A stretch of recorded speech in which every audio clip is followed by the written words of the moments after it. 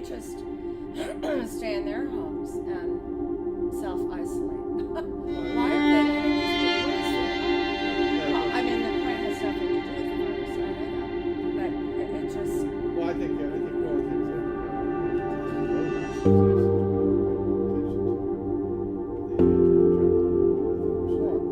yeah, just try, yeah. whether it's Democrat, They're the good guys, yeah.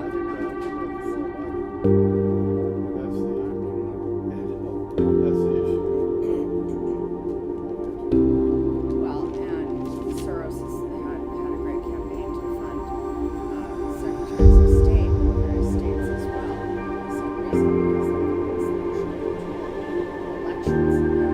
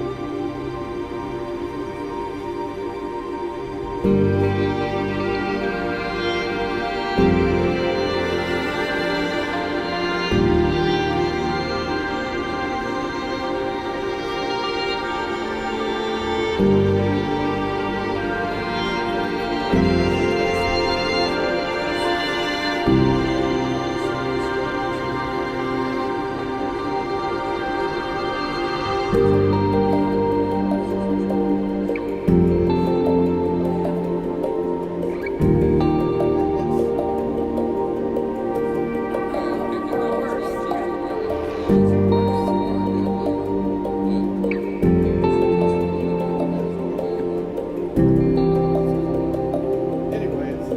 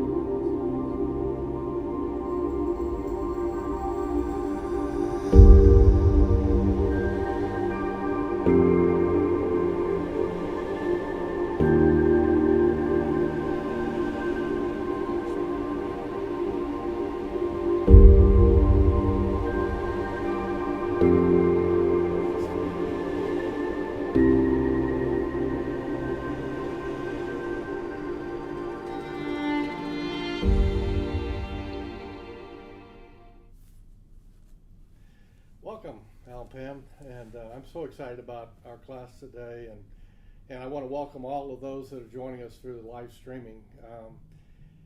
If you've got any questions, any comments,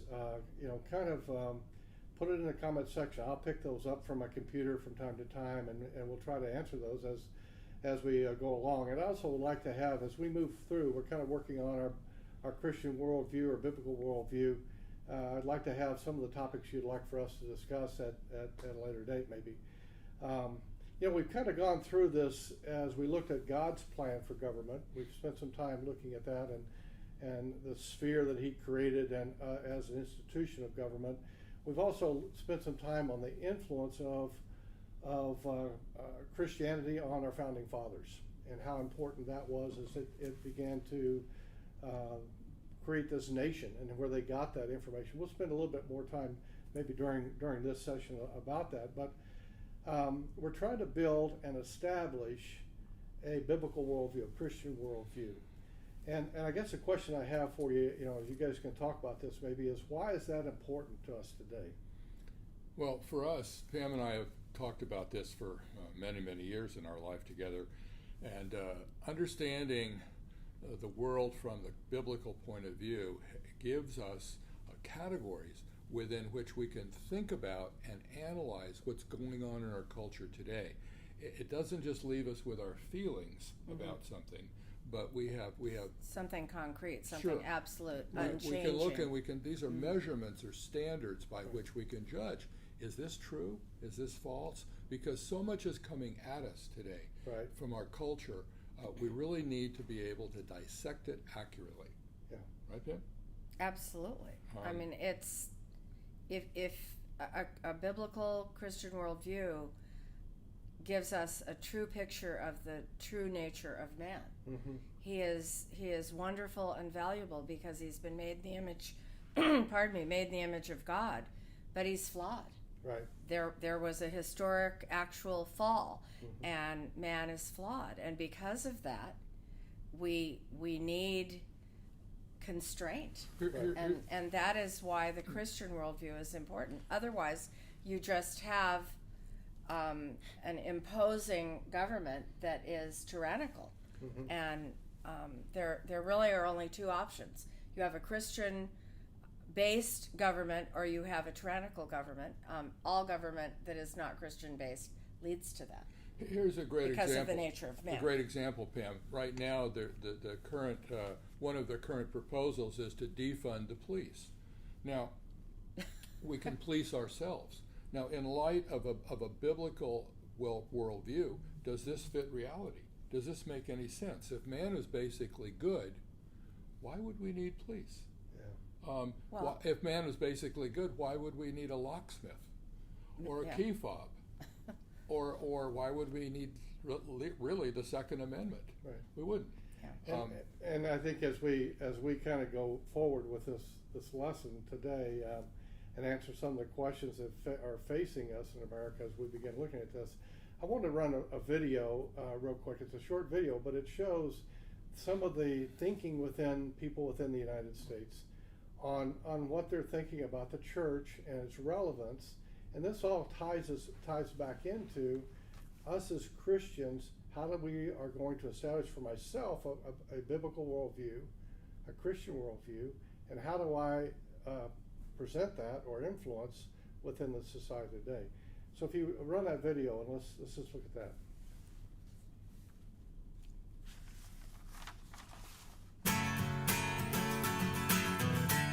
90% of the time, I feel that church is just something that families do. It's the new family dinner. I'm not going too much now, and I miss the fellowship. I think it brings a connection to us. I think it's something I need to go to more often. Place to find answers. Some churches are not relevant to today's society. Like, it's not really updated with nowadays times and stuff like that. Everybody's too worried about stepping on somebody else's toes. It's a declining role or a negative role now, and that's, I guess, as a church leader, that's partly my fault. The church plays a huge role in our culture. You know, it impacts everything. On the economy, on politics, on everything. I think that the church is just too much separated by their denominations. It is relevant to culture, but not particularly to mine. All people, whether they admit it or not, are reaching out for religion of one form or another. I think that the Bible, they've got some good editors in there. I grew up and I still believe that the Bible is a very important written historical document. I don't think that word for word it's truth. The interpretation changes as you're ready to accept that. A lot of it is not geared to today's world. Because it's like stories just told down until somebody started to write it down. I think the Bible is relevant in not only American culture, but all other cultures. Still the #1 best-selling book in the world. I think it's oversold sometimes. I think it's being challenged a lot more these days. I cannot say that being lost in the wilderness and eating bugs is relevant for me. When people say it's not relevant, it's because they don't read it. Whatever situation you fall into, you can find one just like it in the Bible.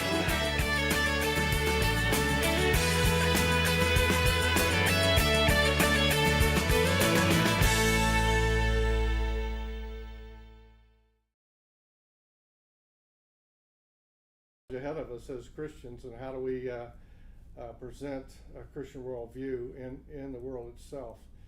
This week, what I'm going to do is we'll spend some time on what are the ways God established to restrain evil. And I want to look at that first, and then we're going to get into the idea of, is America, the question, is America a democracy or a republic? And I think this is a critical thing. We'll look at another video that kind of illustrates this for us, and then Pam will talk a little bit about that. Then, should Christians have influence within our government? We're going to spend a fair amount of time on that. I'm going to give you some history behind what about both in the Old Testament and New Testament where we've had that, and then look at even our current history and how Christians have influenced us. So it's important that we're out there with a Christian worldview. And what is that really? Well, I need to be able to look at the world through the eyes of God. Okay, I've got to say, this is what God sees. When God sees this world, the world that he wanted to create, what does he see? And then he gives us instruction through the Bible, and we look at that, and we have a filter on and say, okay, as we look at some of these issues that we're encountering, I filter those through what the Bible says and what God sees that he wanted for this world. And I'm simply an agent of his. I'm working to reconcile this world through Jesus Christ and what he wanted. Well, and that's relevant, Jay, right, because he is the author of all of life. Yeah. He should know what he's talking about, and we should believe him because it's revelation, which is truth. He's given us truth about the world that he's made. And there's either absolute truth or there's not. Okay. And we find that in the Bible. So again, that's something we all have to wrestle with, because we're, as you mentioned earlier, we encounter all of these issues within our society today. Now, how do I decide? That's the question. And what matters? Okay. And we are God's agents to restore what was lost in the fall. Yeah. So. And so it gets us back to, at the very end of this, we're going to say, what's our obligation as a Christian? What do we need to do? And we'll carry forward into next week, actually, as we get into defining a Christian worldview. But, God had, if you look at it, and we won't spend a tremendous amount of time because we've been reading Romans, the 13th chapter, the 1 through 5, for quite some time, but we see that there is no authority except from God, and that it exists, has been instituted by God. So wherever there is a government authority, God has put it there, whether we like it or not. He's also given, he said, for he is a servant of God, an avenger to carry out God's wrath on wrongdoers. Okay, so you have one thing that God set up as a restraint for evil was government. Okay, now that doesn't always work, because when we look at the whole sphere of what government is supposed to be, government is flawed too, no matter what it is. And if you don't have God in that government sphere that is set up, and there's not submission to him, then that's where we get different forms of government, and we get governments that are absolutely evil. As Christians, there's actually three ways that we talk about and how we can restrain evil. One is forgiveness. Okay, and I read a book years ago by Van Yeperen called Making Peace. Okay, and one of the statements that he made in the book that made me think very hard about forgiveness. If I as a person are not able to forgive you, then what I'm saying is a cross wasn't good enough for me. Mm-hmm. That's a hard statement, As I read that, I said, wow, I could never say that. The cross is good enough for me, for what God did on the cross forgave me of all sin, so that what he gave me in essence was a gift that I can give to someone else. And I'm not responsible for, I just give the gift. Yeah, you're not responsible for what the receiver, how they perceive it or what they do with it. And it's Ephesians 4:32. Yeah. Forgive one another as God in Christ has forgiven you. Yeah. If you know how much you're forgiven, then it's possible to give it to others. Yeah. And so then you progress from there and say, okay, the second piece of this and that God has really put in here is love. And say, so, John, 1 John 3:17-18 says, but if anyone has the world's goods and sees his brother in need, he closes his heart against him. How does God's love abide in him? And so, when you look at people we love them not for what I see in them, because I may not see. I mean, I have a real challenge sometimes when I see somebody I watched the Truth Project one time, and one of the people on there looked like he'd fallen out of a tackle box. I remember him. And I had a challenge in the beginning with him because my perception of who he might be was not accurate because of what I saw. But Christian worldview God clears this up. Exactly. God sees him differently. That's right. Yes, all people are valuable, highly valuable, no matter what they look like, because what they're made they've made in the image of a personal God. That's right. That's what gives them value. Therefore, society should be, and the church especially, should be geared to care for and offer benevolence and charity to people in need, because they're so valuable. And not let the government take our place in that area. Exactly. It needs to come from the church. And I think the last thing is when we look at this and say, the Bible says in Hebrews the 10th chapter, verses 30 and 31, vengeance is mine, saith the Lord. Okay, so there is eternal justice. There is eternal justice. I mean, one of my favorite Psalms, when I look at things and I don't like the way they're going, I read Psalm 73.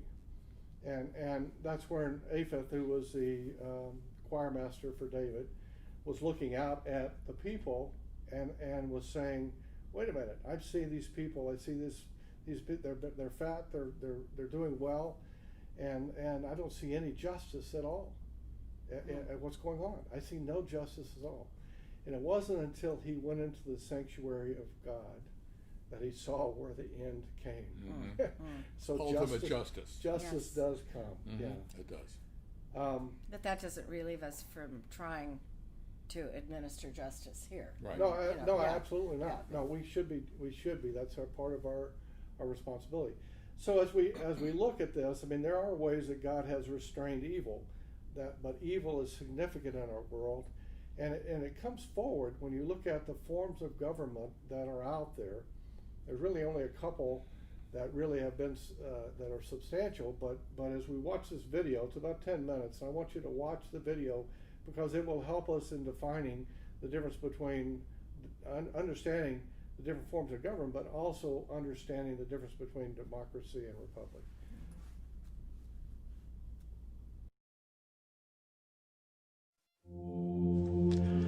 When Benjamin Franklin exited the Constitutional Convention, he was asked by a woman, "Sir, what have you given us?" His immediate response was, "A republic, ma'am, if you can keep it." Yet most Americans today have been persuaded that our nation's governmental system is a democracy and not a republic. The difference between these two is essential in understanding Americanism and the American system. Before we discuss political systems, however, it's helpful to address the confusion that has been spread about the political spectrum. Many have been led to believe that the political spectrum places groups such as communists on the far left, fascists or dictators on the far right, and political moderates or centrists in the middle. However, a more accurate political spectrum will show government having zero power on the far right to having 100% power on the far left. At the extreme right, there is no government. The extreme left features total government under such labels as communism, socialism, Nazism, fascism, princes, potentates, dictators, kings, any form of total government. Those who claim that Nazis and fascists are right-wing never define their terms. This amounts to spreading confusion. Toward the middle of the political spectrum can be found the type of government limited to its proper role of protecting the rights of the people. That's where the Constitution of the United States is. Those who advocate such a form of government are really constitutional moderates. So let's analyze the basic forms of government. They are monarchy or dictatorship ruled by one, oligarchy ruled by a few, democracy ruled by a majority, republic ruled by law, and anarchy, which is ruled by no one. In discussing these five, we'll see that they can be narrowed down to even fewer. Looking first at monarchy or dictatorship, this form of government doesn't really exist in the practical sense. It's always a group that puts one of its members up front. A king has his council of nobles or earls, and every dictator has his bureaucrats or commissars, the men behind the scenes. This isn't ruled by one, even though one person may be the visible leader. It's ruled by a group. So let's eliminate monarchy, dictatorship, because it never truly exists. Oligarchy, which is ruled by a group, is the most common form of government in all history. And it is the most common form of government today. Most of the nations of the world are ruled by a powerful few, and therefore oligarchy remains. At the other end, we find anarchy, which means without government. Some people have looked over history and found that many of its worst crimes were committed by governments, so they decided that having no government might be a good idea. But this is a mistake, because as the ancient Greeks stated, without law there can be no freedom. Our founding fathers agreed and held that some amount of government is a necessary force in any civilized, orderly society. In a state of anarchy, however, everyone has to guard life, liberty, and property, and the lives of family members. Everyone must be armed, and movement is severely restricted because one's property has to be protected at all times. Civilized people have always hired someone to do the guarding, a sheriff, a police force, or some branch of government. Once law enforcement was in place, the people were freer.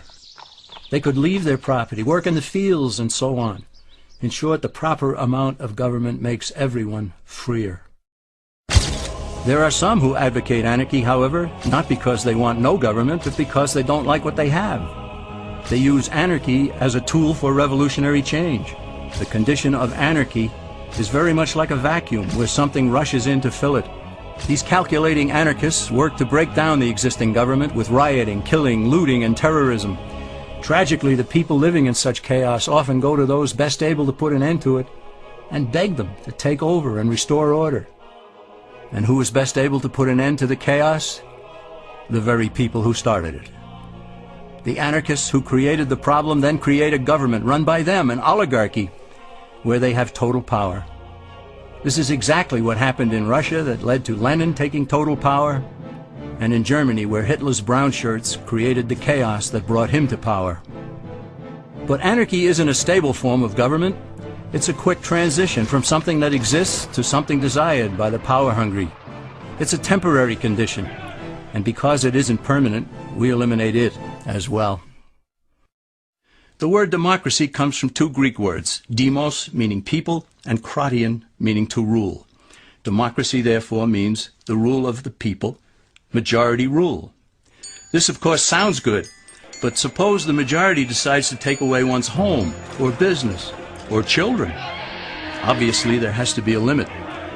The flaw in democracy is that the majority isn't restrained. If more than half the people can be persuaded to want something in a democracy, they rule. What about republic? Well, that comes from the Latin, res meaning thing, and publica meaning public. It means the public thing, the law. A true republic is one where the government is limited by law, leaving the people alone. America's founders had a clean slate to write on. They could have set up an oligarchy. In fact, there were some who wanted George Washington to be their king. But the founding fathers knew history, and they chose to give us the rule of law in a republic, not the rule of a majority in a democracy. Why? Let's demonstrate the difference in the setting of the Old West. Consider a lynch mob in a democracy. 35 horseback riders chase one lone gunman. They catch him, and they vote 35-1 to hang him. Democracy has triumphed, and there's one less gunman to contend with. Now consider the same scenario in a republic. The 35 horseback riders catch the gunman and vote 35-1 to hang him, but the sheriff arrives, and he says, "You can't kill him. He's got his right to a fair trial." So they take the gunman back to town. A jury of his peers is selected, and they hear the evidence and the defense, and they decide if he shall hang. Does the jury even decide by majority rule? No, it has to be unanimous, or he goes free. The rights of the gunman aren't subject to majority rule, but to the law. This is the essence of a republic. Many Americans would be surprised to learn that the word democracy does not appear in the Declaration of Independence or the U.S. Constitution, nor does it appear in any of the constitutions of the 50 states. The founders did everything they could to keep us from having a democracy. James Madison, rightly known as the father of the Constitution, wrote in essay number 10 of the Federalist Papers, "Democracies have ever been spectacles of turbulence and contention, have ever been found incompatible with personal security or the rights of property, and have in general been as short in their lives as they have been violent in their deaths." Alexander Hamilton agreed, and he stated, "We are a republican government. Real liberty is never found in despotism or in the extremes of democracy." Samuel Adams, a signer of the Declaration of Independence, stated, "Democracy never lasts long. It soon wastes, exhausts, and murders itself." The founders had good reason to look upon democracy with contempt, because they knew that the democracies in the early Greek city-states produced some of the wildest excesses of government imaginable. In every case, they ended up with mob rule, then anarchy, and finally tyranny under an oligarchy. During that period in Greece, there was a man named Solon, who urged creation of a fixed body of law not subject to majority whims. But where the Greeks never adopted Solon's wise counsel, the Romans did. Based on what they knew of Solon's laws, they created the 12 tables of the Roman law, and in effect built a republic that limited government power and left the people alone. Since government was limited, the people were free to produce, with the understanding that they could keep the fruits of their labor. In time, Rome became wealthy and the envy of the world. In the midst of plenty, however, the Roman people forgot what freedom entailed. They forgot that the essence of freedom is the proper limitation of government. When government power grows, people freedom recedes. Once the Romans dropped their guard, power-seeking politicians began to exceed the powers granted them in the Roman Constitution. Some learned that they could elect politicians who would use government power to take property from some and give it to others. Agriculture subsidies were introduced, followed by housing and welfare programs. Inevitably, taxes rose and controls over the private sector were imposed. Soon, a number of Rome's producers could no longer make ends meet, and they went on the dole. Productivity declined, shortages developed, and mobs began roaming the streets, demanding bread and circuses from the government. Many were induced to trade freedom for security. Eventually, the whole system came crashing down. They went from a republic to a democracy, and ended up with an oligarchy under a progression of the Caesars.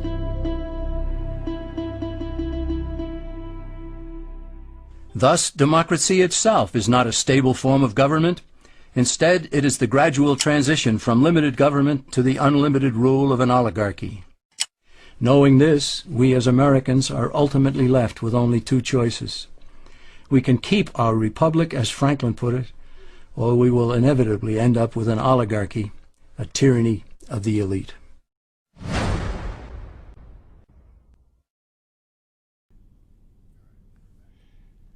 So I hope that helped you a little bit understanding the difference between a democracy and a republic. But you know, what about America?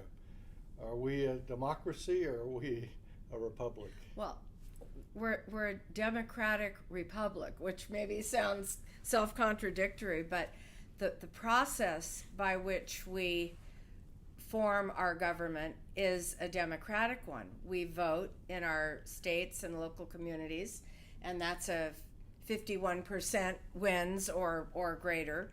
But then the system of government is really a republic. We elect by a democratic process representatives who then go to the place of government and vote on policies and so forth that is supposed to represent those who voted for them, right? Supposedly. So it's Webster's definition is of a republic is a state or nation in which the supreme power rests in all the citizens entitled to vote and is exercised by representatives elected directly or indirectly by them and responsible to them.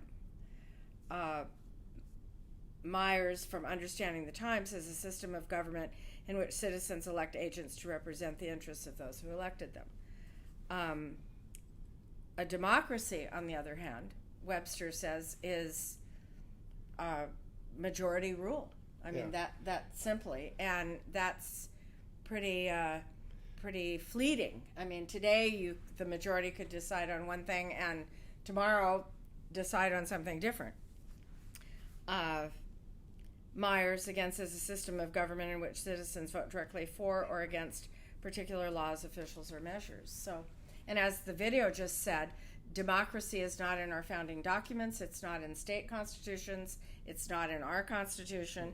So it's very interesting. I noticed the other night watching the Democrat convention that prior President Barack Obama referred to the United States as a democracy multiple times and never called it a republic. And I think this is confusing and deceiving. That's why it needs to be clarified. Well, I think one of the things that as we're progressing down this road, you know, when we look at politics according to the Bible, and we're saying, you know, what is it I want out of this class? I want people to understand how we were formed, what's God's plan, how our founding fathers had a plan, and they put this republic together. They were incredibly wise. Incredibly wise. Yeah. I mean, with even and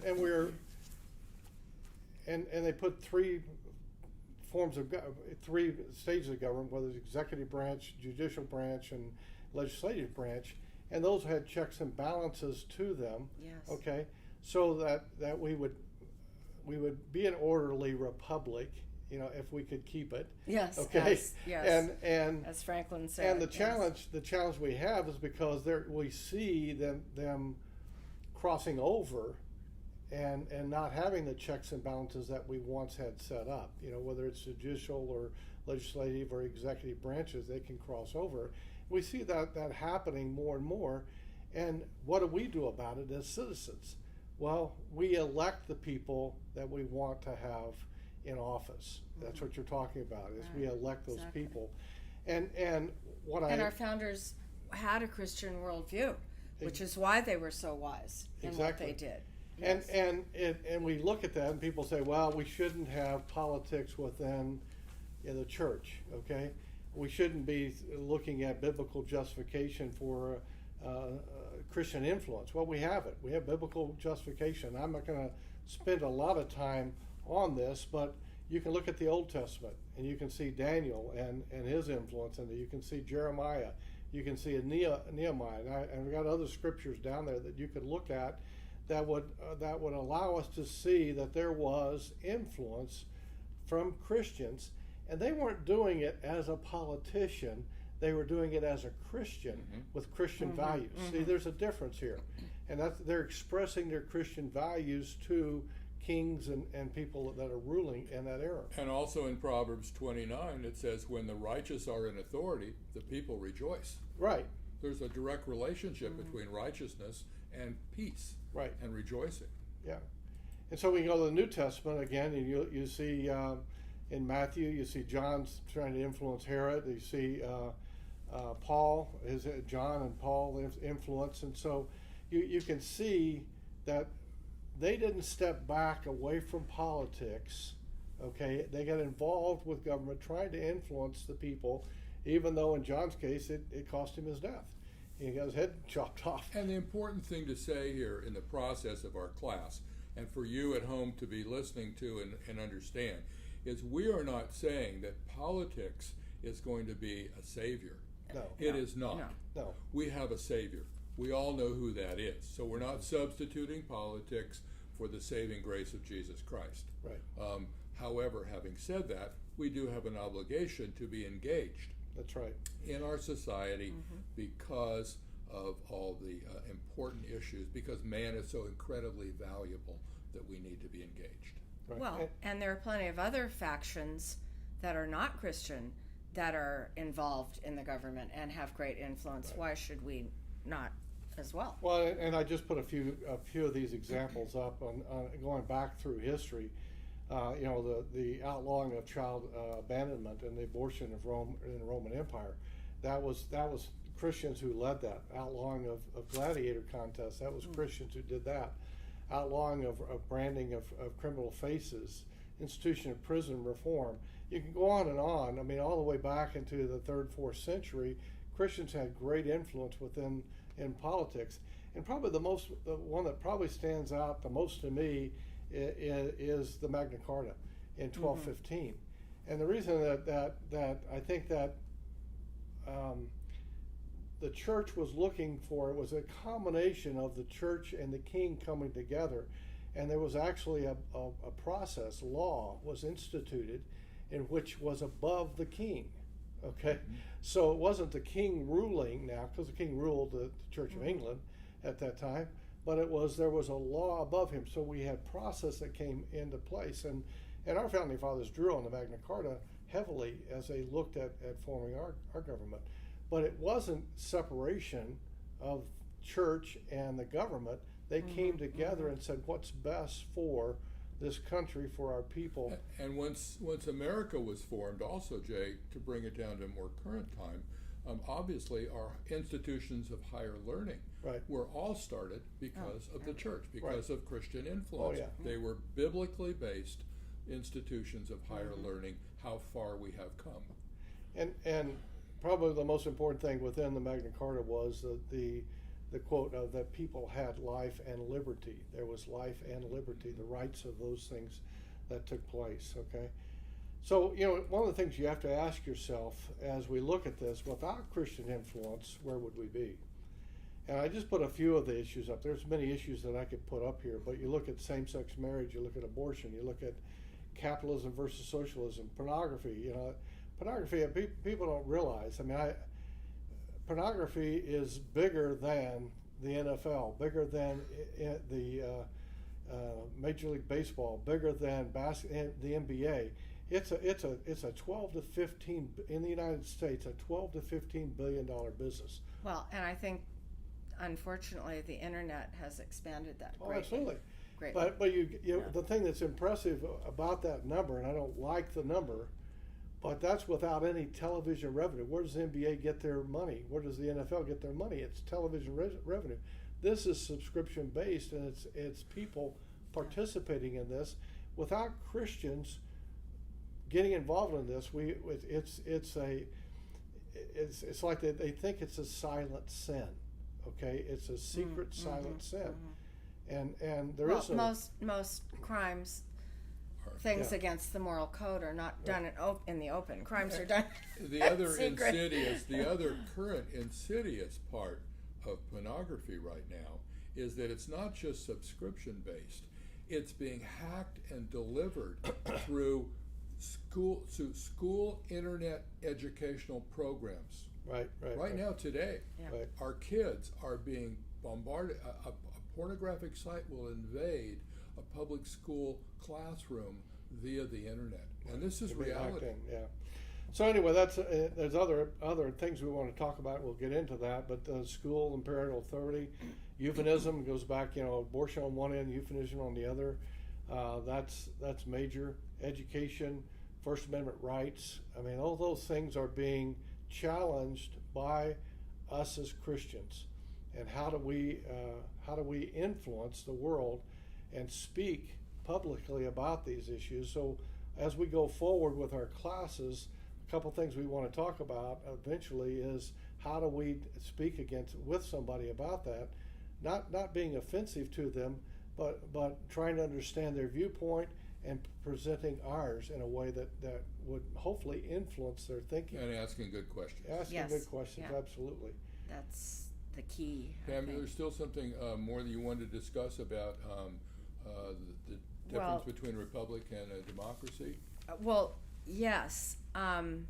Going back to one of our past leaders in government, Hillary Clinton has said you can get 3 million more votes than your opponent and still lose an election. And of course, she's referring to 2016. And this leads us to the confusion, I think, about our electoral college. And I believe that the electoral college was genius and very necessary to preserve the republic that the founders set up for us. And I'll just try to go through this really quickly. Each state has the number of electors equal to 2 senators and the number of congressional representatives, including the District of Columbia. It's designed to prevent the huge population centers from basically electing all of the presidential winners and the vice presidential winners.